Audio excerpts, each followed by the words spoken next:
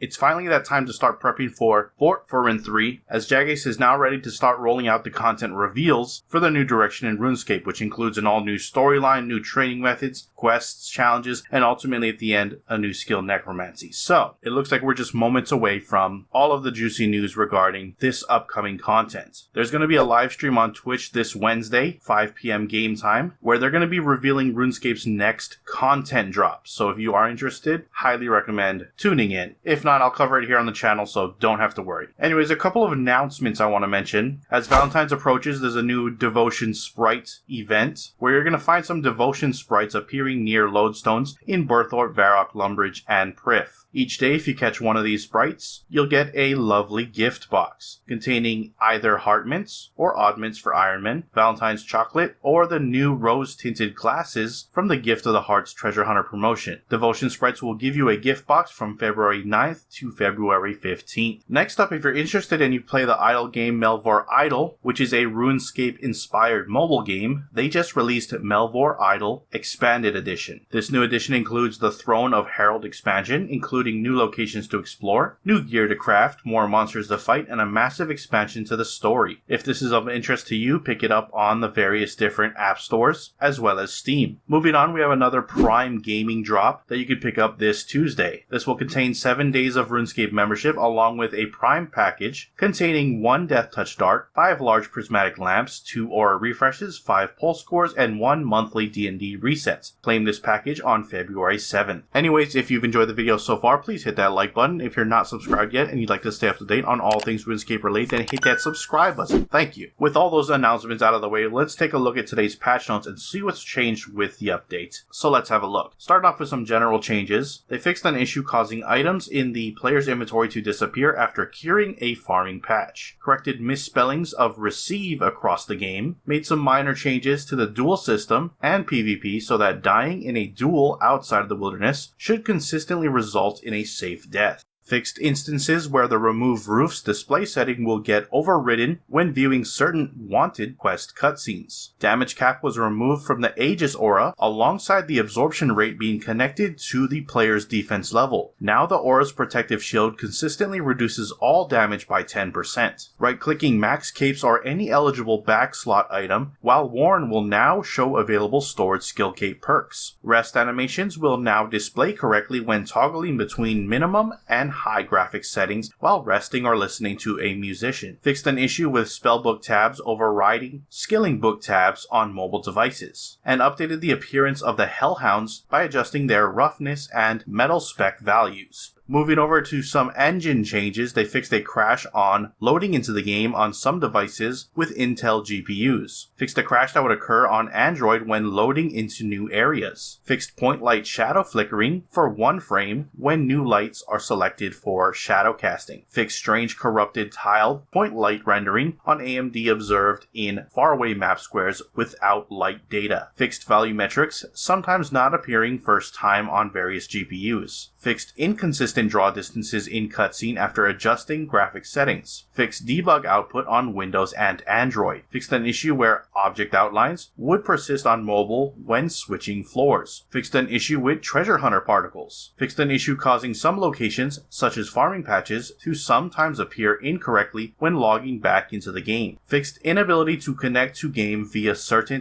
ISPs. And finally, improved performance at locations containing many particle effects. That is it for your patch notes. Links to everything discussed in this video will be down in the description below. Head on over there, check them out. If you missed last week's video covering the patch week, the video will be on screen now. Check them out if you wish to do so. And with that, I'm going to wrap up the video. I will see you later this week for the reveal of the next RuneScape content release. See you then. Aloha.